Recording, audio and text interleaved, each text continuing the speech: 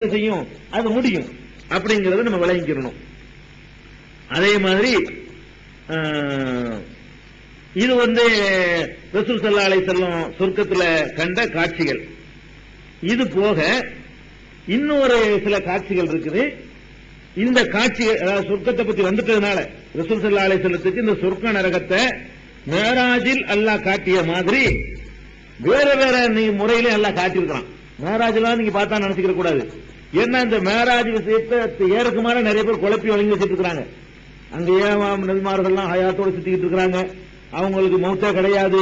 அவங்க எங்க வேணாலும் நினைச்சறதுக்குலாம் போவாங்க, அங்கேயும் இருப்பாங்க, இங்கேயும் இருப்பாங்க. இப்படி எல்லாம் இந்த இப்ராஹிம் அலைஹிஸ்ஸலாத்தை பார்த்தது, மூசா நபியை பார்த்தது எல்லாம் தவறா புரிஞ்சு வச்சிருக்காங்க.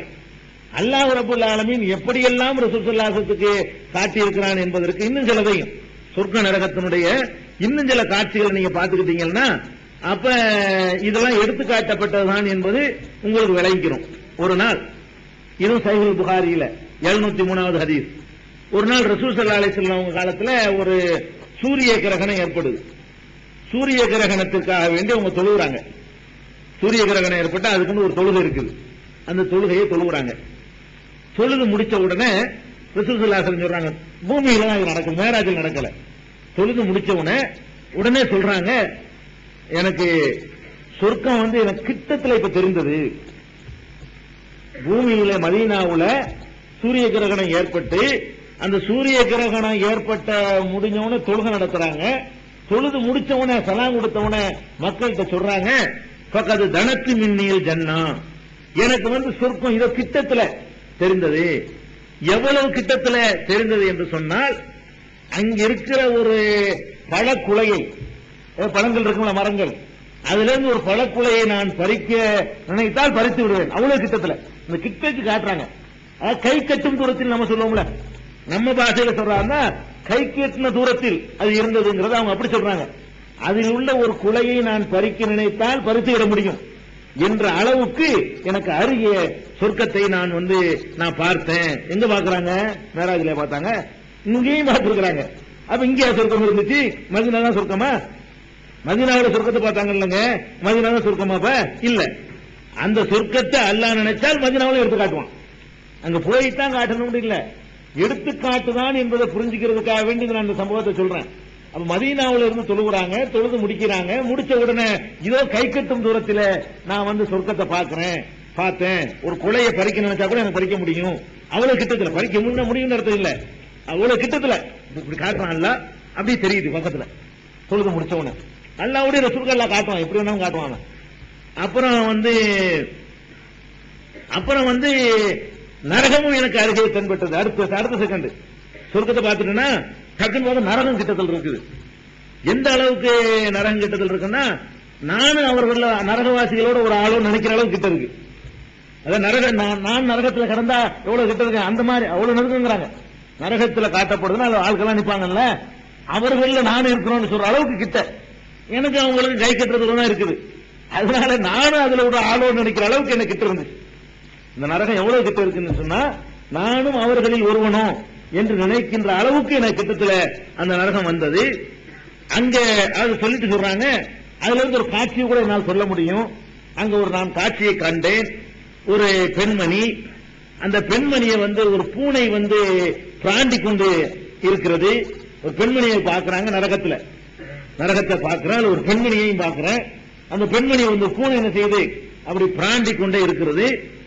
என்ன விஷயம் என்று நான் கேட்கிறேன். கேட்டவுடனே, இந்த பூனையை இவள் வளர்த்தால், இதுக்கு உணவு கொடுக்காமல் தண்ணீர் கொடுக்காமல் சாவுற வரைக்கும் கட்டி போட்டிருந்தால், அது அவிழ்த்து விட்டு இருந்தாலும் பரவாயில்லை, கடைசியில செத்து போயிடுச்சு, அதுக்கு அல்லாஹ் கொடுக்கிற தண்டனை இது என்று எனக்கு சொல்லப்பட்டுச்சு. ஒரு பூனையை அநியாயமா சாகடிச்சதுனால அதுக்கு கூட அவ தண்டனை பெறாள். அந்த காட்சியை நான் பார்த்தேங்கிறாங்க. இது மேராஜ்ல பார்க்கல. அந்த பொம்பளை இன்னமும் மதீனாவுல நரகம் இருந்துச்சா? நரகத்தை ரசூலுல்லாஹ் எங்க பாக்குறாங்க?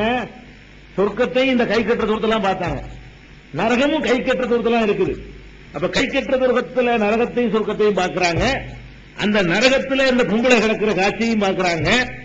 ஏன் அவருக்கு அப்படி ஒரு தண்டனை கிடைக்குதுங்கிறதையும் பார்க்கிறாங்க.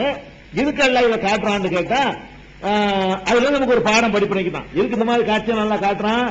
இந்த மாதிரி பாவங்களை நீங்க செஞ்சா நீங்கள் அது மாதிரி இருப்பீங்க இந்த உம்மத்துக்கு சொல்றதுக்காக எல்லாம் காட்டணும். வேற ஏதாவது காட்டி கொடுக்கறதுல வேற என்ன அர்த்தம் இருக்குதுல? ஒரு பொம்பளை நடந்து கஷ்டப்படுறத காட்டுறதுல என்ன நன்மை இருக்குன்னா ஒரு நன்மையும் இல்ல. நம்ம இந்த வாயில்லா ஜீவன்களை பேச முடியாத ஜீவன்களை வளர்த்தோம்னு சொன்னா ஒழுங்கா வளர்க்க அனுமதி இருக்குது. வளர்த்தத ரசூலுல்லாஹ் கண்டிக்கல. வளர்த்தா இருந்தா ஒழுங்கா சோறு கொடுத்து, சோறுனா சோறு இல்ல, அதுக்கு சோறு திங்காத பிராணி வாங்கி சோத்தை தீத்தி விட்டு காலி பண்ணிடக்கூடாது. உணவு வளர்க்கிறதா இருந்தா அதுக்கு உணவு கொடுக்கணும், அதுக்கு என்ன தேவையோ அதை கொடுக்கணும். அதெல்லாம் கொடுக்க முடியாது, அதை விட்டுணும். இதுதான் நம்மளுடைய கடமை. அது கிளியா இருக்கலாம், பூனையா இருக்கலாம், எதுவா வேண்டாலும் இருக்கலாம். வளர்க்கிறதா ஒழுங்கா வளர்க்கணும். இல்லைன்னா அதுவும் அல்லாஹ்விடத்தில் ஒரு குற்றமாக கருதப்பட்டு அது நரகத்தில் கொண்டே சேர்க்கிற ஒரு பாவமாக ஆகிவிடும் என்று மக்களுக்கு சொல்வதற்காக வேண்டி அந்த முன்காலத்தில் ஒரு பொம்பளை செஞ்சதை எல்லாம் எடுத்துக்காட்டி இந்த மாதிரி நான் பண்றேன்னு காட்டுறான். இப்படி சொர்க்கத்துல காட்டின மாதிரி, அதாவது இங்கே இருந்து கூட்டிக்கிட்டு போய் சொர்க்கத்தை எடுத்து காட்டின மாதிரி, 7 வானத்துக்கு மேல கொண்டே காட்டின மாதிரி இங்க பூமியில வைத்துக் கொண்டு கூட எல்லாம் இணைஞ்சிருக்கிறான். அந்த காட்சிகளை யார் யாருக்கு என்னென்ன மாதிரி தண்டனை என்பதை பல சந்தர்ப்பங்கள்ல எல்லாம் காட்டியிருக்கலாம். மேராஜிலும் தான் காட்டினா விளங்கிற கூடாது.